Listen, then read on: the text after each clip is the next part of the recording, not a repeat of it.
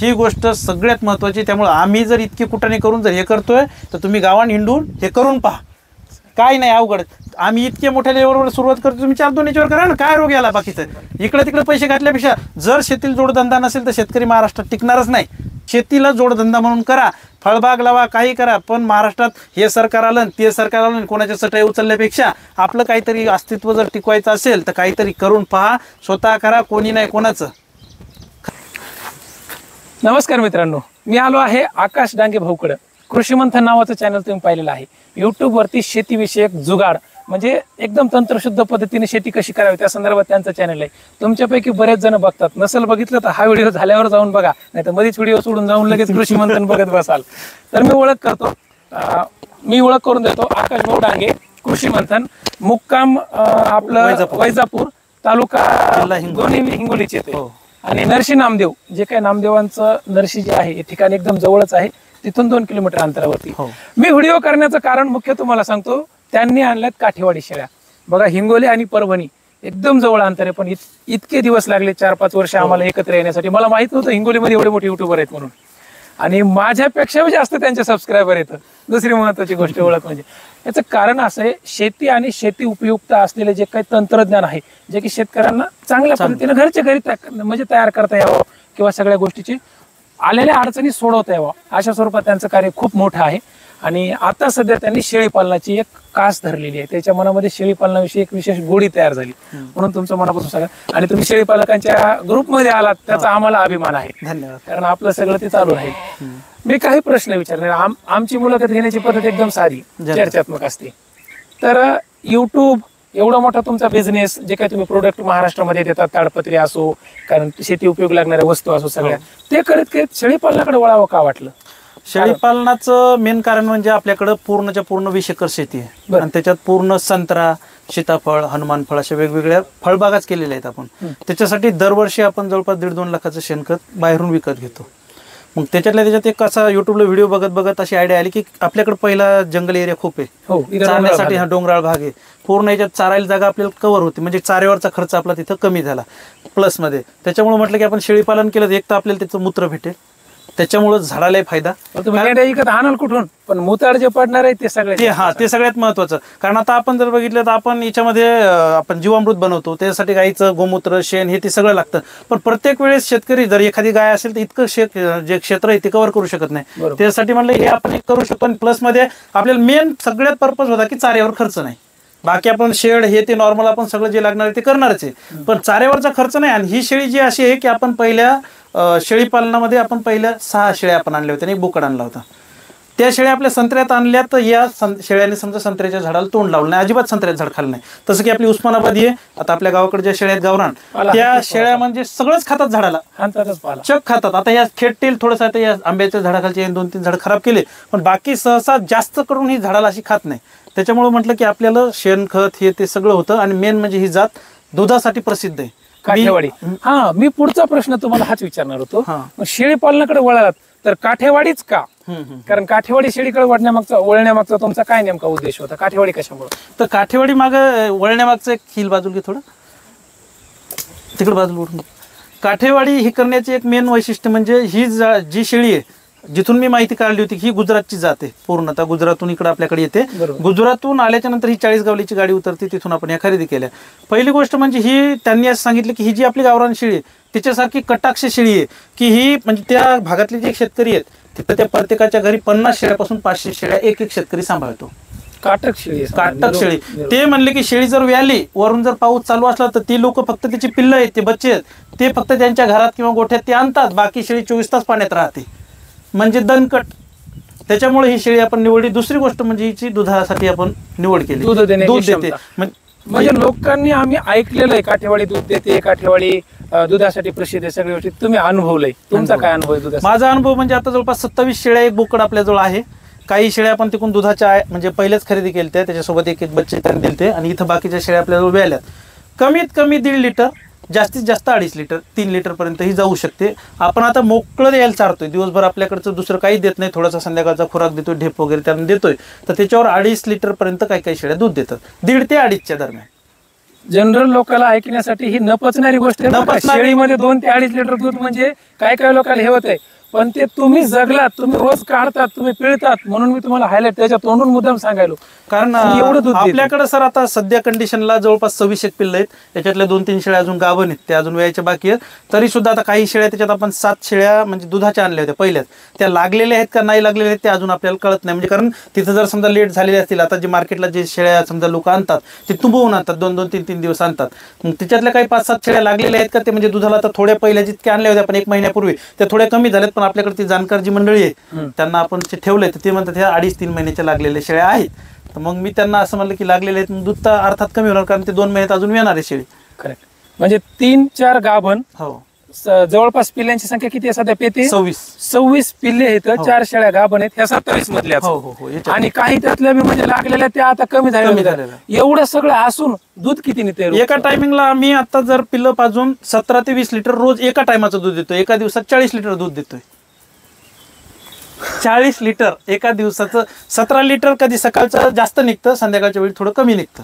म्हणजे तुम्ही आता सध्या 27 पिल्ले पाजतात हो. त्या 27 शेळ्यामध्ये. हो. याच्यातल्या 4 गाभण आहेत. हो. त्याचबरोबर काही नेमके आता म्हणजे गाभण राहिल्यात, म्हणजे आटायला आटायला आल्या. येतात, बरोबर. याच्यामध्ये तुम्ही 40 लिटर दूध काढायला. हो, कारण जास्त इथं? हो इथं आपल्या फील्डवर. आणि 40 रुपये प्रमाणे डेअरीवाले दूध पण घेत आहेत. 40 रुपयानं चालेल. 40 रुपये माझ्या लिटर. दृष्टिकोनातून रेट कमी आहे बरं का. हा. पुणे साईडला आज शेळीचं दूध हे 120 रुपये लिटर पर्यंत विकल्या जाते. हो. कारण महत्व आहे थोडंसं आपल्याला मार्केटिंग याच्यामध्ये गरजेचं आहे. कसं- नाही मार्केटिंग आपण करू शकतो. फक्त कसं झालं आता हिंगोली जर आपण इथून बघितलं जवळपास 22-23 किलोमीटरवर हिंगोली आहे. इथून आपल्याला त्या टायमिंगला लोकल सकाळ सकाळ दूध लागतं, तिथं आपण देऊ शकत नाही. मेन म्हणजे शेळीचं दूध, जसं गाईचं दूध आपण रेफर करतो तसं जर आपल्याला कावीळ झाला तर शेळीचं गोमूत्र वगैरे समजा पियावं लागतं. तसं जर बाकीचं जर सगळ्यात आयुर्वेदिक पाला खाणारं किंवा वनस्पतीचा पाला खाणारं शेळी आहे आणि खूप साऱ्या रोगावर शेळीचं दूध हे वापरलं जातं. माझ्या दृष्टिकोनातून सगळ्यात जास्त सत्व जर कोण्या दुधामध्ये असेल तर शेळीच्या दुधामध्ये. बरोबर. कारण मी जेवढं झाडपाला शेळीच्या खाते त्या हिशोबानुसार, आणि बऱ्याच आयुर्वेदिक उपचारामध्ये पण शेळीचं दूध तितक्या प्रमाणात वापरलं हो. जातं. आता गाईच्या दुधाशी आपण कम्पेअर करू शकत नाही कारण शास्त्रानुसार गाईच्या दुधाला गाईचं, तितकं हो, महत्व आहे. हो, हो. पण शेळीचं दूधही त्या तुलनेमध्ये कमी नाहीये. हो हो हो. गाईचं दूध आपण जसं बाळ झाल्याच्या नंतर त्याची आई जर मरण पावली त्याला जसं आपण बाळाला गाईचं दूध देतो तसंच आयुर्वेदिक दुसरं गाईच्या नंतर म्हैस झालं, एचएफ झालं, हे बाकीचं सगळं हे नंतरचा पसार आहे. शेळी म्हणजे खूप एका झाडाचा पाला किंवा एक खुराकावर शेळी राहू शकत नाही, राहतच नाही. ती या झाडाचा 2 पाला त्या झाडाचा असं खात खात खात सगळं राहत. त्यामुळे तिच्या दुधामध्ये खूप सारे घटक आहेत. आणि आपल्याला मोठेपणा सांगून किंवा काही नाही, कोणी जर आता आपण आलात तर आता जर आपण दुधाच्या टायमिंगला आला असाल तर प्रॅक्टिकल लोक आता सध्या गावातली लोक बघतायत, पण लोक दुरून बघतायत. मला तुम्ही सांगितलं त्या दिवशी, त्याच्यावरूनच कळालं. म्हणून मी व्हिडिओसाठी मुद्दाम आलो की आकाश डांगे सारखं व्यक्तिमत्व जे की युट्यूब वरती आणि ह्या सगळ्या गोष्टीवर एवढं काम करून आज शेळी पालनामध्ये वळतात. हो. दुसरी महत्वाची गोष्ट, पुन्हा काठेवाडी निवडून दूध विक्री करतायत. ही गोष्ट लोकांसाठी पण खूप महत्वाची आहे. आजही महाराष्ट्रामध्ये कित्येक भागामध्ये लोकांना ह्या जातीच्या शेळ्यांची माहिती गेली पाहिजे. तसं तुमच्या माहितीच माझ्या चॅनलवरला काठेवाडी प्युअरचा हा पहिला व्हिडिओ आहे. आता याच्यामध्ये कसं झालंय, मेन पहिल्याच गोष्ट म्हणजे आपण 6 एप्रिलला आपण 6 शेळ्या आणल्या होत्या. बंधूंनी, माझ्या दुसऱ्या चुलत भावानी 6 आणि मी 6 आणि एक बोकड खरेदी केला होता.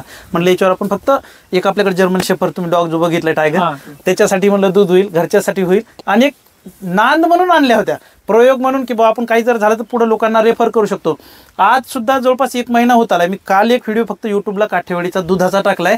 बाकी आतापर्यंत एकही सुद्धा मी व्हिडिओ टाकलेला नाही की या शेळ्या आणल्यात असं अजून नाही. भरपूर जे आपल्या कम्युनिटीमधले शेतकरी होते त्यांना माहित होतं, ते भरपूर वेळा आपल्याला कमेंट करत होते की सर काठेवाडीचा एखादा व्हिडिओ टाका, काय शेळ्या आहेत, कसं आहे तुमचं, जगल्या का वाचल्या का मेल्या, सगळं त्यांनी टाकलं होतं.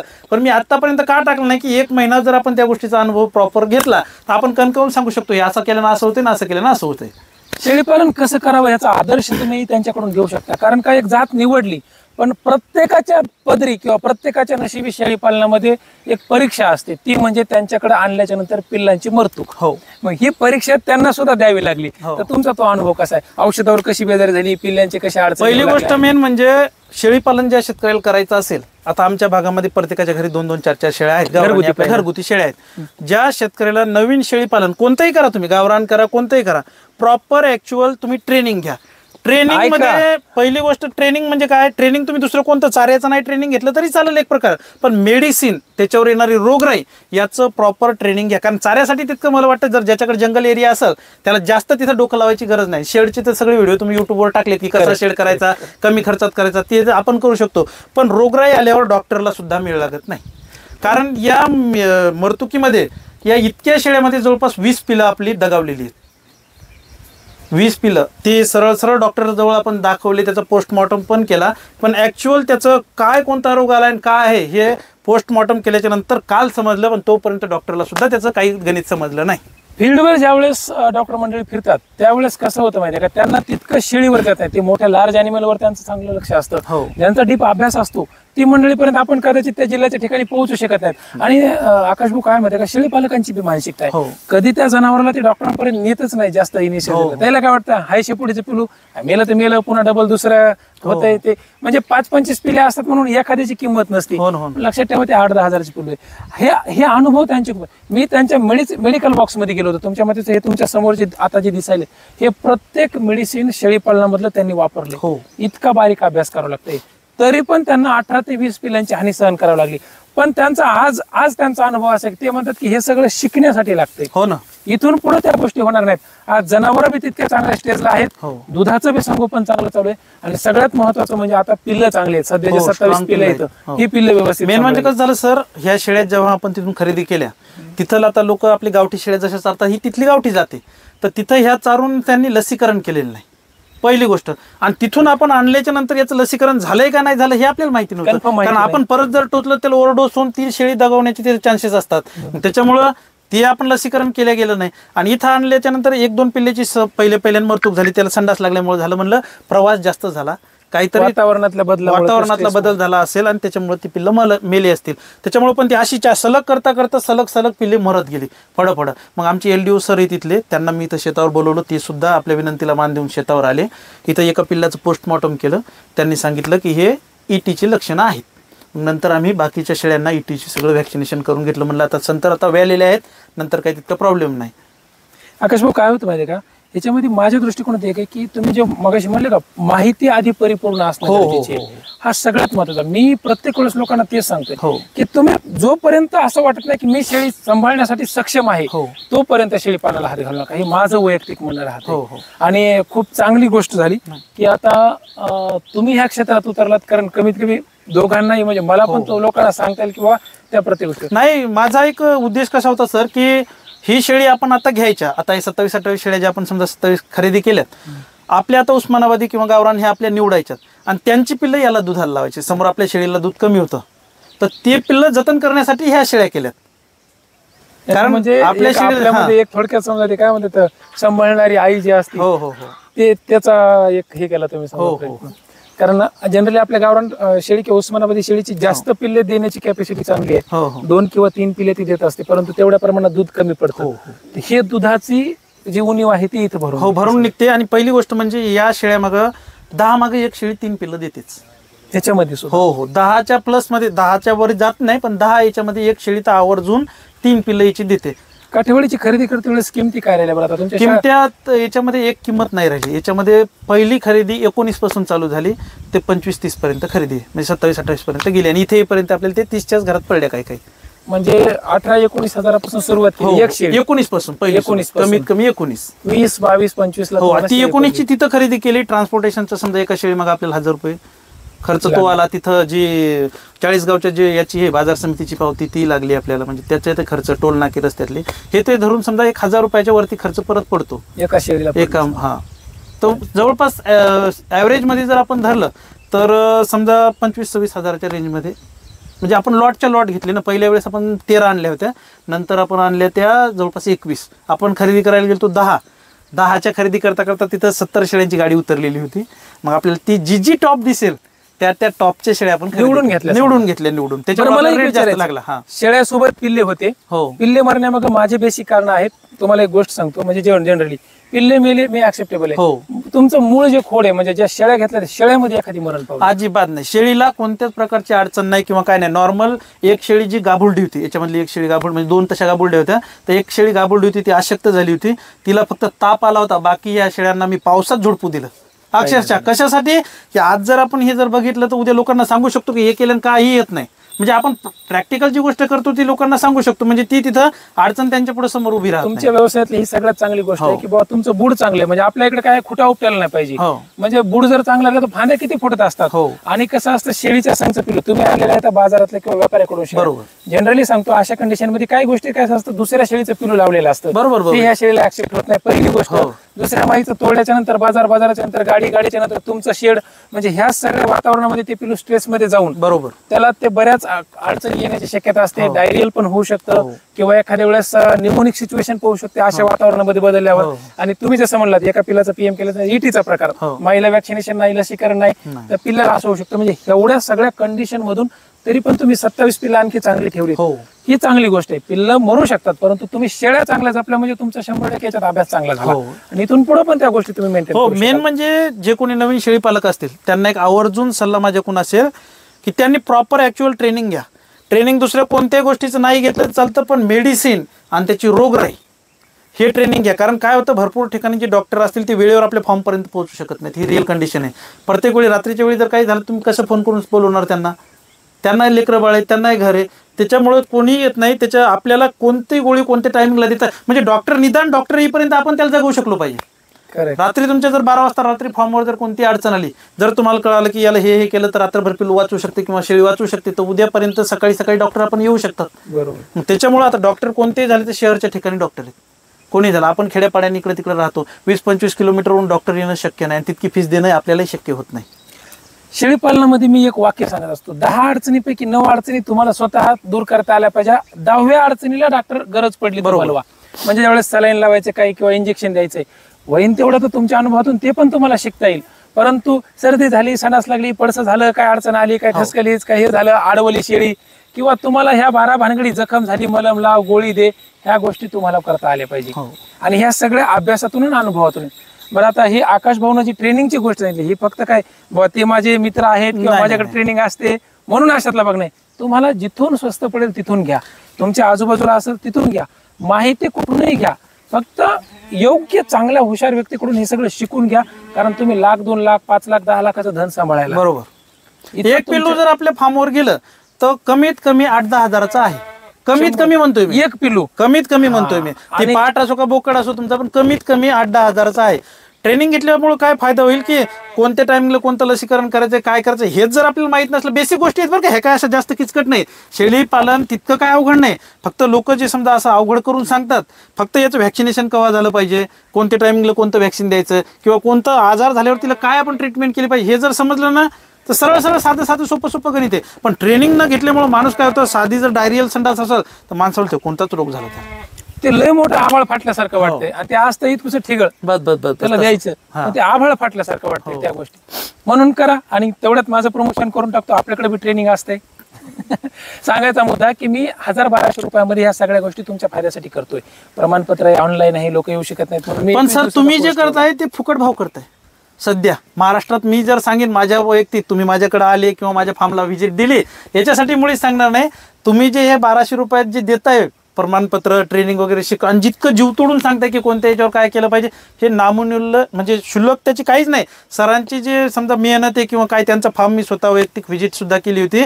आतापर्यंत मी युट्यूबला ह्या शेळ्यांचा व्हिडिओ किंवा हे न टाकण्यामागचं बेसिक कारण म्हणजे आपण जर जी गोष्ट केली नाही, कारण तुकाराम महाराजाचा अभंग आहे, भरपूर जणांचे अभंग सुद्धा आहे की तुका म्हणे अंगे व्हाले ते आपण तरीच महिमान येईल कळू. जोपर्यंत आपल्याला कोणत्या गोष्टीचा अनुभव येत नाही किंवा अनुभव हीच खात्री आपण ज्याला म्हणू शकतो, अनुभव आल्याशिवाय अनुभव वाचून ज्ञानाशी तज्ञच नाही, ही माऊलीची ओवी सुद्धा आहे. जोपर्यंत अनुभव येत नाही तोपर्यंत माणूस शून्य असतो. किंवा मी शेळ्या आणल्या मोठेपणाने व्हिडिओ टाकायचे युट्यूबवर, बघा मी एका ठेवाडी शेळी आणल्या, 25,000ची एक शेळी आणली, महिना होऊन गेलाय. आपलं बघून अनुकरण करणारे आता जवळपास आमचे 5.5 लाख सबस्क्रायबर आपल्या चॅनलवरती आहेत. तितकी लोक अनुकरण करणार आहेत. त्याच्यातल्या 100 जणांनी जरी आणले आणि त्यांच्याकडे जर हे प्रॉब्लेम झाले, ते म्हणतील हा काय मूर्ख माणूस आहे, आधी सांगितलं नाही, अगोदर आम्हाला पुढच्या अडचणी सांगितल्या नाही. त्यामुळे शेळीपालन कोणते करा तुम्ही, बिटल करा, गावरानी करा किंवा हे काठेवाडी करा. काठेवाडी 1 नंबर जात दुधासाठी मी म्हणेन. आणि हिचे जे पिल्ल आहेत, माझ्या अनुभवावरून तुम्हाला सांगतो की मी जे बघितले आता गावरानी आपण रोज बघतो, तर हिचं पिल्लं आपले जे 15 दिवसाचं पिल्लू असतं तेव्हा ही जन्मताचं असतं, फोकर स्ट्रक्चर आहे ना, जातच मोठी आहे. जसं बीज तसं फळ येणार, हो. तशातला प्रकार आहे ना आता मी काल दुधाचा एक व्हिडिओ टाकला होता युट्यूबवरती, जवळपास त्या शेळीनं 2.5 लिटर दूध दिलंय. आपल्याला काही विक्रीच्या शेळ्या नाहीत किंवा आपल्याला विकायच्या नाहीत, कारण आपणच आणल्या. अनुभव आपल्याला पाहणारे भरपूर लोक आहेत आणि त्यांना तो ओरिजिनल अनुभव गेला पाहिजे. हो, त्याच्या उद्देशातून आपण टाकला. तर त्याचा फेस जरी समजा काढून टाकला तर 2.5 लिटर प्रॉपर काही शेळ्या माझ्याकडे आहेत, 2.5 ते 3 लिटर पर्यंत पण दूध देतात. आणि कमीत कमी आता ह्या शेळ्या काही लागलेल्या आहेत, काही गाभण आहेत, त्याच्यात आपल्याला अजून म्हणजे काही ज्या 7 आणल्या होत्या आपण जे जनलेल्या, त्यात आपल्याला माहित नाही त्या लागलेल्या किती आहेत. तर त्यांचं कमीत कमी 1 लिटर पासून 1.5 लिटरचं आरामशीर दूध काढा. गाभोडलेल्या शेळीचं सर 1 लिटर दूध देते आणि 20 लिटर दूध आपण डेअरीला देतोय तितके पिल्लं पिऊ. खूप चांगला अनुभव आहे आमच्या लोकांसाठी पण. आणि विशेष म्हणजे खूप मला छान वाटलं तुमच्या संग जी मुलाखत झाली. आणि मित्रांनो, तुम्हाला परत एकदा सांगतो, शेतीविषयक जर काही जुगाड किंवा शेती कशी करायची आजच्या आधुनिक काळामध्ये, पहिल्यासारखी कुटाळ शेती करण्यात मजा नाही राहिलेली. आधुनिक काळात कशी करावी, तंत्रज्ञानाचा वापर कसा करावा, सगळ्या गोष्टी त्यांच्या चॅनलवर खूप सुंदर पद्धतीने सांगितलेल्या असतात. आणि आपल्या शेती उपयोगी जेवढ्या गोष्टी असतात, काही बी असो तुमच्याकडचे, त्या सगळ्या गोष्टी फार म्हणजे सवलतीच्या दरामध्ये तुम्हाला उपलब्ध करून देतात. आकाश भाऊ धन्यवाद. खूप सर आवर्जून अजून एक सांगेन मी की आपण कृषी मंथन हा आपला ब्रँड बनवलाय. आपण जवळपास मागच्या 8 वर्षापासून, आता म्हणजे मी जवळपास 2010ला शाळा सोडली होती. आमचे वडील उच्च श्रेणी मुख्याध्यापक होते. आज माझा बंधू, माझं शिक्षण 9वी शिक्षण आहे. 9वी शिक्षण असून आपण इतक्या साऱ्या जवळपास 100+ प्रोडक्ट आपल्या स्वतःच्या ब्रँडमध्ये बनवतो आणि शेतकऱ्यांना योग्य त्या दरामध्ये देतोय की त्यांनाही जास्त. मेन म्हणजे आपलं काम हे क्वांटिटीवर मी अजिबात काम करत नाही. जर समजा तुम्ही आपल्याकडून कुठली एखादी टॉर्च असेल किंवा ताडपत्री असेल किंवा काही जरी घेतलं, उद्या चालून जर त्या शेतकऱ्याला तिथं अडचण आली तर आम्ही लगेच त्याला सांगतो की बाबा काय अडचण आहे, असं आहे ना, ते जुनं वापस पाठवून दे, नवं देतो. किंवा ते म्हणलं सर तितकी सिच्युएशनला मला आता अर्जंट आहे, आम्ही म्हणतो ती तुझ्याकडे ठेव, नवीन पाठवून दे, तुला जेव्हा वेळ मिळेल तेव्हा पाठवून दे. या गोष्टीवर आपण काम करतो. मेन म्हणजे क्वालिटीवर. पैसा मी झालं, सर झालं, कुणी असेल, पैसा आपला जी फॅमिली बॅकग्राऊंड आहे ते सगळं चालवण्यासाठी पैसा हा लागतो. पण जर प्रामाणिकपणे जर तुम्ही काम केलं तर आज एवढं मोठं यूट्यूबची जी फॅमिली आपली बनलेली किंवा लाखो लोक जे आपल्याला प्रेम देतात, ते आपले जे आपण काम करतोय प्रॅक्टिकल बेसवर, ते खूप महत्त्वाचं आहे. कारण प्रामाणिकपणे जे काम होईल त्यालाच सगळेजण समजा मेहनतीला फळ असतं. आणि जर कोणाला काठेवाडी शेळी, मी आवर्जून शेवटी सांगेन, काठेवाडी जर शेळी पाळायची असेल किंवा कोणाकडे फार्म असतील तर त्यांनी पण सुद्धा त्यांच्या फार्ममध्ये 2-2, 4-4 शेळ्या ह्या घ्या. कशासाठी घ्या? दूध जास्त आहे, तुम्ही तुमची याचं दूध दुसऱ्या पिल्लांना, जेव्हा त्या पिल्लाचं दूध तुटल किंवा कमी होईल तर त्या दुधावर ह्या शेळ्या जगू शकतात. हा माझा स्वतःचा वैयक्तिक, आज 1 महिन्याच्या नंतर मी हा सांगू शकतो की तुम्ही प्रॅक्टिकल बेसवर काठेवाडी शेळी ही दुधासाठी जी आपण निवडली होती ते दूध प्रॅक्टिकल देते. तर अशा पद्धतीचं आहे सर. फार्मसाठी समजा कुणाला जर तुमच्या बेसवर जबरदस्ती आपल्याकडे, मी माझ्या व्हिडिओमध्ये समजा मी जे कोणतं एखादं औषध दाखवतो किंवा ताडपत्री असेल किंवा काही असेल, ते दाखवल्याच्या नंतर माझा शेवटी एक बेस असतो, ज्यांना खरंच आवर्जून गरज आहे त्यांनीच घेऊ शकता, जबरदस्ती नाही. कारण आपलं काम क्वालिटीवर असल्यावर आपल्याला त्याची गरज नाही. कस्टमरकडे आपलं, माझा प्रोडक्ट माझ्या वैयक्तिक अनुभवावरून सांगतोय की एक प्रोडक्ट जर ज्या शेतकऱ्याकडे गेला ते शेतकरी आवर्जून दुसरे सगळे होतो दुसऱ्याला सांगतो. आणि आपण प्रॅक्टिकल नॉलेज करून करतो ना, नुसतं बिझनेस म्हणून करत नाहीये की आपण हे सगळं शेळी पालन हे ते. आज 6 तारखेपासून, आजची तारीख किती आहे? 10 तारीख आहे. आज 10 तारखेपर्यंत मी घरी जास्तीत जास्त 1 तास थांबत असेल. सगळं इकडे बिझनेस सगळं बंद करून, म्हणजे स्लॅक करून मी इकडे आलो. का? की प्रॉपर याच्यावर लक्ष देऊन प्रॉपर याचं एकदा सेटलमेंट झालं की प्रॅक्टिकल उद्या व्हिडिओमध्ये सांगू शकतो की हे केलं हे होतंय बाबा. तुम्ही कसं जसं सांगता की हे नाही केलं तर हे होतं, ते केलं ते होतं. अनुभव नसेल तर माणूस काही सांगू नाही. पोपटपंची ज्ञान किती टायमाचं आहे?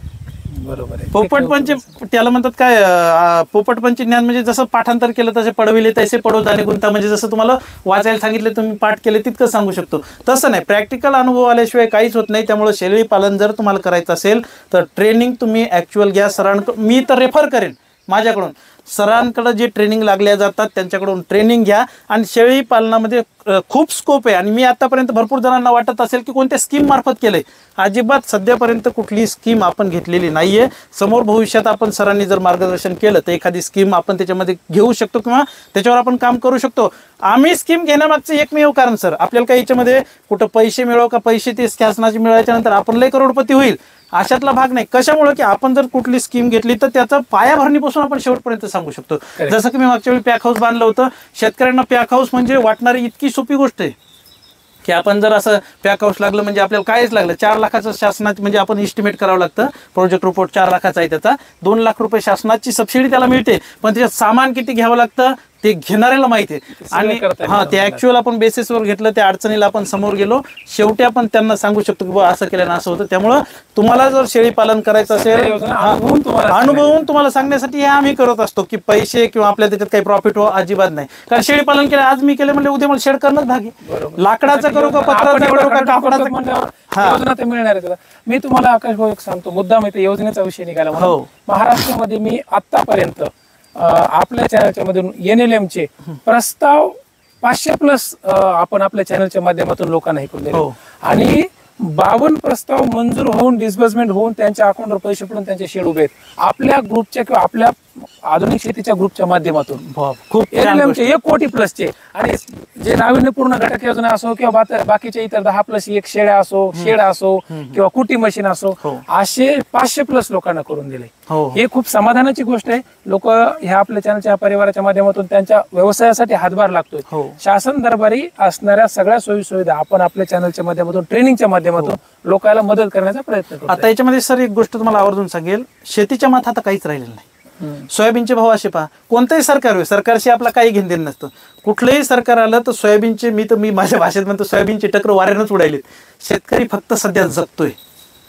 तुम्हाला जर करायचं असेल तर फळबागेसारखं सिच्युएशन, चांगली फळबाग तुमच्या एरिया, कोणतीही गोष्ट कधी करायची की आपल्याकडे जे पिकतंय, जे इकतंय तेच करायचं. जास्तीत इकतंय काय ते पाहायचं, पिकण्यापेक्षा इकण्याचं पाहायचं. कारण काय होतं, कोणती गोष्ट व्यवसायासोबत जोड व्यवसाय पण आपला तो कुठला ना कुठला तरी. आता आमच्या हिंगोलीचा मार्केटचा जर विचार केला, तिथे टमाट्याचे 4 कॅरेट जर जास्त गेले ना तर कोणी घेत नाही.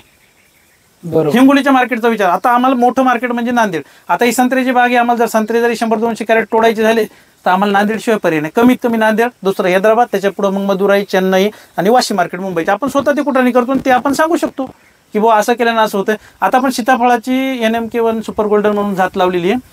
तिची यावर्षी आपली पहिली तोड झाली. तर इथं हिंगोलीला त्याचे 9-10 हजार कॅरेट नेले.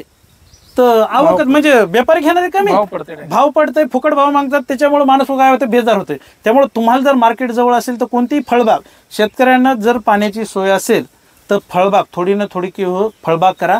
अशी शेळी असेल किंवा कोणतंही म्हैस पालन असेल, पण म्हशीपेक्षा याच्यापेक्षा हे मला खूप चांगलं वाटलं. कारण एक म्हैस जर जगवायची झालं तर तिला 5 किलो सकाळची डे, पण 10 शेळ्याचा चारा टाकावा लागते. बरोबर, तुम्ही ही गोष्ट बरोबर बोलले. 10 शेळ्याचा चारा टाकावा लागतं आणि चारा टाकून ती तितकं दूध देईल का नाही का, संध्याकाळी लाथ हाणत, हे लय प्रश्न मोठा आहे. इथं काय पाय धरून आपण दूध पण काढू शकतो, तितकं काय अडचण येत नाही. मेन त्याच्यामुळे घातलं खाली नेला, भर निघाला. मी जेव्हा लाईव्ह झालं पाहुण्याला चहा. आणि विशेष म्हणजे या शेळीची आणखीन एक गोष्ट सांगतो, आपल्या शेळीचा कसा घुरट वास येते तसाहीच येत. हा, आता तुम्ही शेड मधून आले, त्याच्यात आले, तुम्हाला कुठं घाण का वास, आपली स्वच्छता तर आहे समजा, पण घुरट वास जे आपल्या समजा गावरानी शेळी किंवा उस्मानाबादीचा वास येतो, घुरट मुतल्याच्या नंतर, हे केल्याच्या नंतर, तसा हिचा वास येत नाही. तिच्या अंगाला जरी मला दिवसभर खेटलेला असला तर घुरट वास जास्त येत नाही. म्हणजे वास, अंगाचा वास, माणूस कसं 4 चौघातून गेलं की हे कुठून शेतकड्यातून आलं का रे, ही बेसिस इथं नाही होत आता. कारण तुम्ही ते म्हणताय, मी कुठे गेलं ना की मला त्याचा निवळ बोकड्यामध्ये शेपोड्यामध्ये जास्त बसलेला हे आमचा माणूस नोकरदार वाटतच नाही, म्हणजे शेपोड्यामधून झालं. तुम्ही विशेष म्हणजे नोकरी सांभाळून ही गोष्ट एवढी मोठ्या प्रमाणात करताय, लोकांना इतकं महाराष्ट्रभर जनजागृती करताय, ही मुळीच सोपी गोष्ट नाही लोकांसाठी. त्याचं कारण तेच आहे ना, थांबून जमत नाही. हे काय आता हे झालं लागले हे सांगायचं कारण की सरांचं ऑपरेशन झालंय हाताचं, तरी पण परभणीहून तितक्या लावून प्रवास करून इतक्या, म्हणजे मी विनंती केली त्यांना की सर या, आणि ते ऍक्च्युअल तिथून आले. कारण मी पण सरांच्या फॉर्मवर जाऊन सगळी व्हिजिट वगैरे केली. ऍक्च्युअल मेहनत करून हे जे व्हिडिओ तुमच्यापर्यंत टाकणं असं भरपूर वाटतं. आम्ही काल जेव्हा दूध काढण्याचा व्हिडिओ टाकत होतो तेव्हा आमच्या बाजूचे जे आमची कामातली माणसं आहेत, वयस्कर येते का आजोबा, जवळपास 10 वर्ष झाली माझ्या सोबत राहतात, ते म्हणले अरे आटपाकी संध्याकाळचा काय मोबाईल खेळायला तुम्ही पटकन आटपा. पण हे ऍक्च्युअल माहिती जर पुढे नाही गेली तर मग व्हिडिओ पाहणं जितकं वस्तुस्थिती कळणं गरजेचं आहे. ऍक्च्युअल माहिती तुमच्यापर्यंत पोहोचवण्यासाठी व्हिडिओ काढणं इतकंही सोपं नाही. तुम्ही जे प्रेम देताय त्याबद्दल सगळ्यांचं खूप खूप मनापासून धन्यवाद. सर जे ट्रेनिंग अरेंज करतात त्यांचं ट्रेनिंग सुद्धा तुम्ही करा. आपलंही कृषी मंथन नावाचं यूट्यूब चॅनल आहे, त्यालाही जे कोणी शेतकरी नवीन असतील त्यांनीही त्या चॅनलवर जाऊन नक्की त्या व्हिजिट करा. आणि जर कोणत्या पिकासंदर्भात काही अडचण असेल, कारण मी जवळपास 2010 पासून शेती करतोय, ऍक्च्युअल नॉलेज कोणत्या कंडिशनला काय पिकामध्ये अडचण येते, जसं की PhD झालेले लोक करतात तसं आपण ते प्रॉपर म्हणजे शिक्षणाचा आणि अनुभवाचा काहीच संबंध नाही. कारण माझे वडील उच्च श्रेणी मुख्याध्यापक होते, 13 शाळा गव्हर्नमेंटच्या त्यांच्या अंडर होत्या. केंद्रीय मुख्याध्यापक म्हणून, आणि आम्ही दोघं भाऊ सुद्धा शेती करतोय. आज मी जरी शेळीपालन करत असेल किंवा काही करत असेल तर घरच्यांचा सपोर्ट हा खूप महत्त्वाचा आहे. कोणतीही गोष्ट करता वेळी थोडकी प्रमाणात करा, हे एक आणखीन सल्ला देईल तुम्हाला, की जर काठेवाडी जरी शेळी करायची किंवा कोणतीही करायची किंवा काही जरी करायचं, थोडं करा, महिना 2 महिने अनुभव घ्या, नंतर त्याच्यामध्ये उतरा. पण माझ्या दृष्टिकोनातून काठेवाडी ही जात मी जी निवडली ही दुधासाठी परफेक्ट आहे.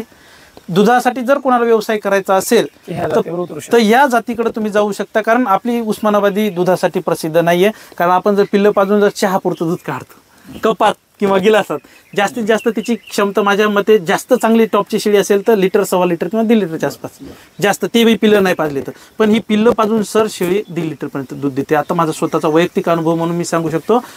तुम्ही जी ट्रेनिंग अरेंज करता, भरपूर सगळ्या शेतकऱ्यांना मी विनंती करेन, आणखी शेवटी जाता की सगळ्यांनी सरांकडे जे ट्रेनिंग होतं ते आवर्जून करा. कारण मी जेव्हा शेळीपालन चालू केलं किंवा मी शेळ्या जेव्हा आणल्या, तेव्हा जेव्हा मला तिथं अडचण आली, मी सरांची एक न एक रात्री 2-2 वाजेपर्यंत सगळं यूट्यूब चॅनल खंगाळून काढलं. कोणत्या रोगावर कोणतं औषध द्यायचं, कोणतं काय केल्याने काय होऊ शकतं ते केलं. बाकीचेही वेगवेगळे यूट्यूब चॅनल तिथूनही आपण माहिती मिळवली. पण सगळ्यात महत्त्वाची गोष्ट म्हणजे ट्रेनिंग.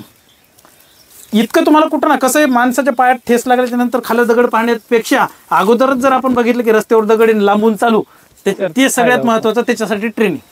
तर सरांचं ट्रेनिंग खूप सोप्या गावरानी भाषेत सर देतात. आणि मेन म्हणजे गावरानी भाषेत बोलण्यामागचा त्यांचा उद्देश मेन म्हणजे की ती गावाकडचे आहेत आणि लोकांना समजावं. आता भरपूर जण मला पण व्हिडिओत म्हणले, सर की तुम्ही गावाकडचे लोकांनी कसं बोलता, म्हणजे VIP प्रोफेशनल का बोलत नाही. म्हणजे VIP बोलण्यामागचं आम्हीच गावातली, आम्ही खेड्यातले, आम्ही काय शहरातले थोडे. आणि आपण जर तसं म्हणले हम इधर के ऐसा आहे वैसा आहे जर करून सांगितलं लोकांना, ते पटण्यासारखंही नसतं. गावरान ते करण्यामागचा तोच उद्देश भाषा आहे की लोकांना कळावं. आणि आपली बोली भाषा आहे ना, त्यात काय वेगळं आहे. आणि लाज वाटण्यासारखं काय, अभिमान आहे, त्या अभिमान आहे. आपण गावाकडची लोक आहेत, गावाकडच्या लोकांनीच गावाकडच्या लोकांना सपोर्ट केला पाहिजे. जे कोणी लोक नुसते आज व्हिडिओ बघतात आणि नुसतं स्क्रॉल करतात, आपण इंस्टाग्रामला खूप वेळ देतो, फायदा 1 रुपयाचा नाही, नुसते बेजार आहे. पण जर ऍक्च्युअल माहिती जर आपण शेती करत असेल तर एखाद्या शेतकऱ्याचं माझं करा किंवा सरांचं करा असा मुळीच म्हणण्यामागचा उद्देश नाहीये. आम्ही दोघं तर टॉप समजा महाराष्ट्रात युट्यूब चॅनल चालवतो किंवा काही करतो, पण आम्ही नॉलेज देतो म्हणून लोक आमच्यासोबत जुळलेले.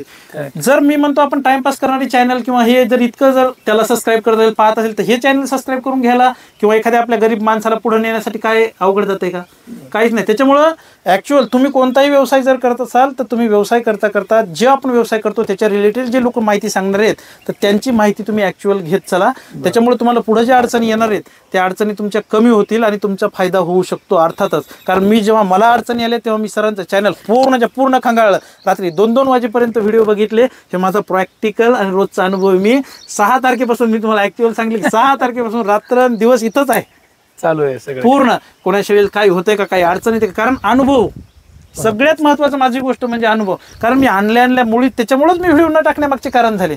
किंवा भरपूर शेतकरी माझ्या कम्युनिटीमधले इतक्या लोकांनी मला वेळ लावलं होतं की सर तुम्ही टाका, शेळी आहेत का मेल्यापर्यंत गेलेले की ते आहेत का मेल्या, मग काय झालं द्यायचं, जगल्या का, दूध द्यायल्यात का, मग तुम्ही तर शोकान आणले त्या. पण मी म्हटलं की 1 महिना झाला झाल्याच्या नंतरच आपण याच्यावर उतरू शकतो. त्याच्यामुळं आवर्जून शेवटी पुन्हा एकदा सर तुम्ही ट्रेनिंग घेताय 1200 रुपये म्हणजे फुकट भाव घेताय माझ्या मते. कारण ती सर्टिफिकेटच तुम्ही 1000 रुपयाला आणताय. 200 रुपयात लोकांचं इतकं करून ती किती 21 दिवसाचं ट्रेनिंग असतं का, 21 दिवस ऑनलाईन प्रॅक्टिकल, 21 दिवस ऑनलाईन प्रॅक्टिकल जेवण. आणि महाराष्ट्रातलं म्हणल्यापेक्षा भारतातलंच म्हणतो मी 1080 लोक सरांच्या फॉर्मवर एका दिवसात ट्रेनिंग करतायत. किती मोठी गोष्ट आहे. त्यांच्या शेतात जत्रा भरल्यासारखं झालं. 1080 लोक जर या शेतात आले, आज 6 एकराचा पठार आहे, 2 पंक्ती उठल्या लग्नातल्या पंक्ती सारख्या 2 पंक्ती बसवा लागल्या होत्या. एवढं जबरदस्त, एवढे कुठे सहज शक्य आहेत का. त्याच्यामुळे एक फार मोठा म्हणजे मनामध्ये ती जिद्द लागते, लोकांप्रती तेवढा जिव्हाळा. ठीक आहे, त्या गोष्टी आपण प्रत्येकाला, पण कधी अनुभवायचं असेल तर ज्यावेळेस मी प्रॅक्टिकल ट्रेनिंग लावेल त्यावेळेस या. नाही, लोकांचं भरपूर लोकांना काय वाटतं की एखाद्या वेळेस कोणी फोनही करत असेल तुम्हाला, इतक्या धावपळीत फोन उचलणं शक्य होत नाही. हा नाही, पण त्यामध्ये काय होतं की लोकांना एक चुकीचा संदेश जातो की अरे आपण फोन केला, व्हिडिओ तो लय चांगले बोलतात, पण त्यांना हा व्याप माहिती नसतो. हा, मग त्याच्यामुळे त्यांनाही तिथं होत नाही. पहिल्यांदा होत होते लोक, आता समजून घेतात. एकाचा फोन येऊन 5 मिनिटं बोलू तर 4 मिस कॉल पडतात दुसरे त्याच्यावर. मग त्याच्यामुळे रिटर्न करेपर्यंत दुसऱ्याचे अजून पडतात. मग प्रत्येकाला होत नाही. त्याच्यामुळे जे महाराष्ट्रातले मी असो, सर असो किंवा इतर कोणी लोक असतील, एखाद्या वेळेस नाही जर फोन उचलला गेला कुणाचा तर परत तुम्ही नाराज अजिबात व्हायचं नाही. खाली काय असेल तर व्हिडिओ खाली एखादे जे चालू व्हिडिओ असतात मागचे व्हिडिओ सोडून देऊन जे चालू व्हिडिओ, आता समजा आज मी व्हिडिओ टाकला किंवा सरांनी टाकला त्याच्या खाली कमेंट केली की सर अशा ना असं होतंय, तुम्ही काय करू शकता त्याच्यासाठी, आम्हाला तुमची मदत पाहिजे, हा आमचा मोबाईल नंबर कमेंटमध्ये टाकून द्यायचा, आम्ही त्याच्यावर तुम्हाला संपर्क करून योग्य ती आमच्याकडून काय सपोर्ट केला जातो त्याच्यावर टचमध्ये राहिले ना सगळ्या गोष्टी होतात. तुम्ही फक्त संपर्कात राहा, म्हणजे व्हिडिओच्या बाबतीत म्हणा किंवा ऑनलाईन ट्रेनिंग किंवा तुम्ही फार्मच्या भेटी त्या टचमध्ये राहते. आणि याच्यामध्ये आणखीन सांगायचं, तुम्ही जे आपला फॉर्म बनवला त्याच्यावर तुम्ही जी ताडपत्री वापरली ती ब्लॅक कलरची, आता भरपूर शेतकरी तुमचं बघून इन्स्पायर आहेत की महाराष्ट्रात समजा फार्म तयार करतात. मला एका शेतकऱ्याचा फोन सुद्धा आला होता की सरांचा आम्ही चॅनल बघतो मॉडर्न फार्मिंग म्हणून, तिथून सरांनी सांगितले की मला साध्याच्या स्ट्रक्चरमध्ये शेड करायचं आहे, ताडपत्री पाहिजे. तर त्याच्यात आपण जी ताडपत्री देतो HDP हाय डेन्सिटी पॉलिथिनपासून ताडपत्री बनवून देतो. आणि मी मागच्या जवळपास 1 वर्षापासून एक असं केलं की काही शेतकऱ्यांचं रिक्वायरमेंट असतं की सर आम्हाला 50x50 देऊ, तुमची साईज आमच्या काहीच कामाची नाही, कारण आपण ज्या देतो त्या फिक्स साईजच्या देतोय. मग त्यांच्यासाठी आपण साईजनुसार पण आता ताडपत्री बनवून देणं चालू केलेले. त्यांना जवळपास 15 ते 20 दिवसांचा कालावधी लागतो. HDP पॉलिथिन म्हणजे काय असतं की ते प्लास्टिक याच्या अगोदर कुठेही वापरता आले नसतं, त्याला व्हर्जिन प्लास्टिक म्हणतात. व्हर्जिन प्लास्टिकची ताडपत्री आपण देतोय, म्हणजे ती ऊन वारा पावसातही सहन होतं आणि त्याच्यामध्ये मेन म्हणजे कॅल्शियम आणि डांबर मिक्स नसतं. 2 पैशांना महाग लागते या ताडपत्रीपेक्षा, कारण मार्केटला जर आपण गेलो तर 100, 150, 200 काय जे असेल ते त्या भावात आपण तिला, आम्ही आमच्या भाषेत त्याला रेग्युलर ताडपत्री म्हणतो. तर रेग्युलर आपण 100-200 किलोच्या भावानं आणतो, पण ही ताडपत्री साईजवर मिळत असते, स्क्वेअर फूटचं त्याचं माप असतं.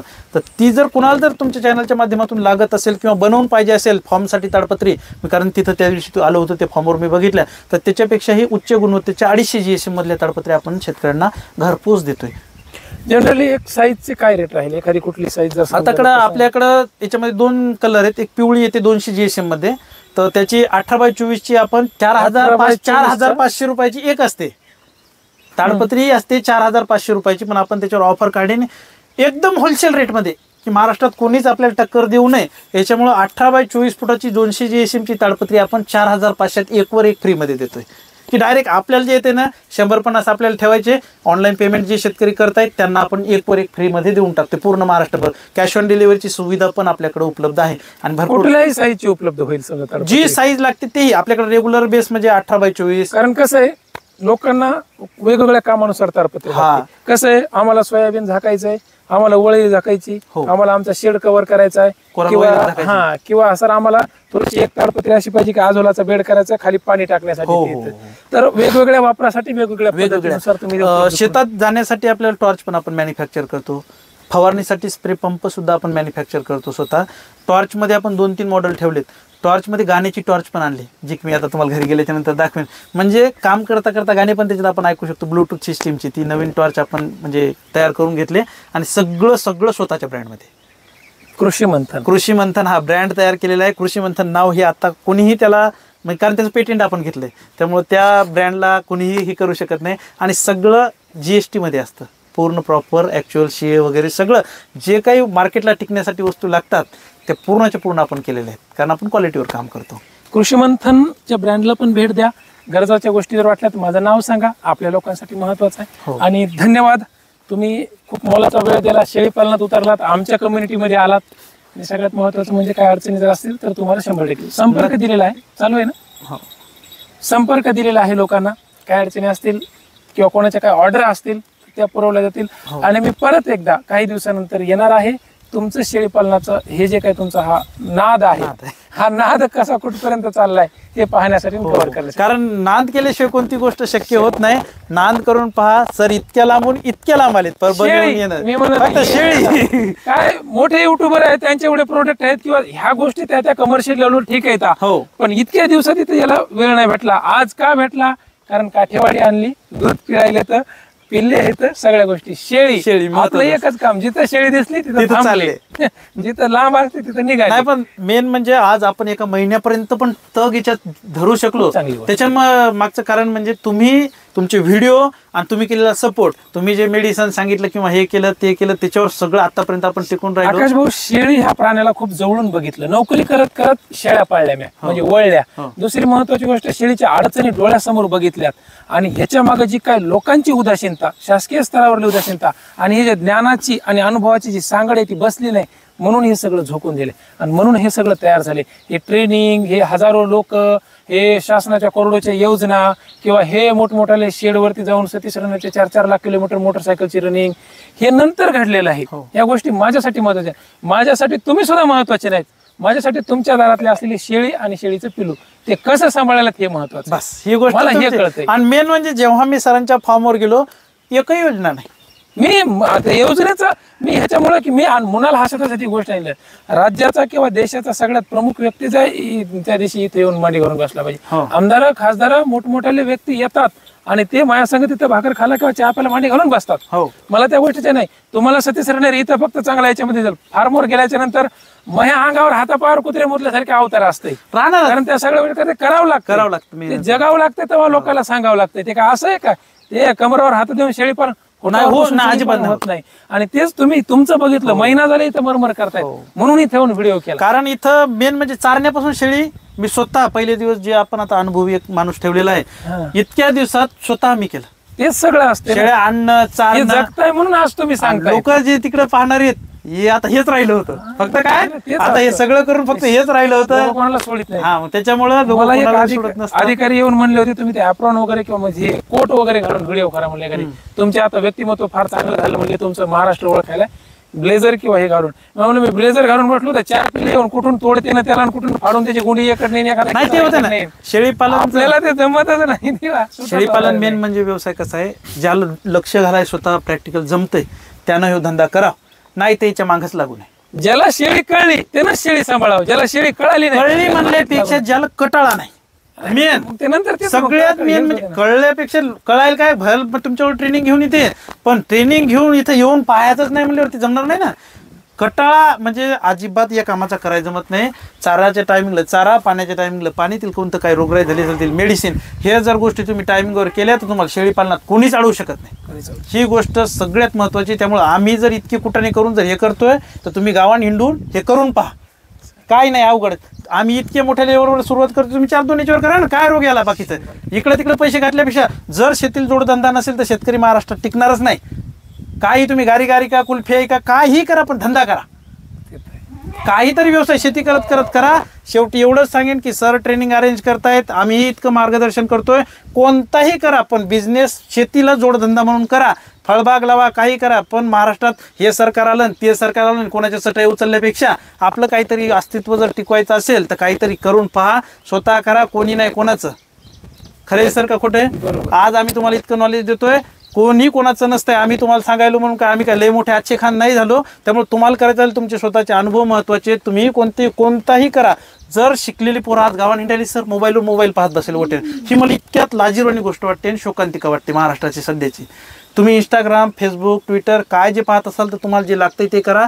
मायबाप शेतात काम करण्यात आपण वटे धरण्यात मतलब नाही, ही माझी कळकळीची विनंती. तुम्हाला जे मुलं नवतरुण असतील किंवा ज्यांना माझ्या बोलण्याचा राग येऊ द्या, 2 शिव्या कमेंटमध्ये टाका, काय अडचण येत नाही मला. कोणाच्या काही बोलण्यानं वाईट बोलण्यानं भोकं पडत नाहीत, कारण मी या गोष्टीचा प्रॅक्टिकल अनुभव घेतलेला आहे. तर माझा मागचा बेस जे आहे ते खूप चांगला आहे. वडील मुख्याध्यापक असताना ही लोक पोरं जर वावरात हिंडायली तर लोक काय म्हणणार की ही इतकी लोक शिकलेलं घराणं असून ही या पातळी म्हणजे काहीतरी. पण आम्ही कशासाठी केलंय की आम्हाला माहिती आहे की आम्ही ज्या गोष्टीत आम्ही हात घालू तिथं आपण पाणी काढू शकतो. त्याच्यामुळं तुम्ही कोणता ना कोणता बिझनेस करा. माझं म्हणणं जे पोरं गावात फिरायला तुम्ही काही करा, पण एक शेतीला जोडधंदा द्या. कोणालाही म्हणण्यापेक्षा की या सरकारनं आमचं काहीच केलं नाही, आमच्या सोयाबीनला भाव दिला नाही, काय सगळी सारखीच आहेत, एकाच ताटात तिकडे चुरून आणतात. त्यामुळे त्याच्या भानगडीत पडू नका. शेवटी सर तितक्या लांबून इथपर्यंत आले, मेहनत केली, सरांच्या हाताला टाके लागले, तरी सुद्धा सर आपल्यासाठी इतका वेळ काढला, त्याबद्दल सर खरंच तुमचं मनापासून खूप धन्यवाद. खूप मोठी मुलाखत झाली. हो, त्यांच्या चॅनलच्या संदर्भात किंवा त्यांच्या प्रोडक्ट संदर्भात त्यांना संपर्क करा, ट्रेनिंगच्या संदर्भात मला संपर्क करा. धन्यवाद.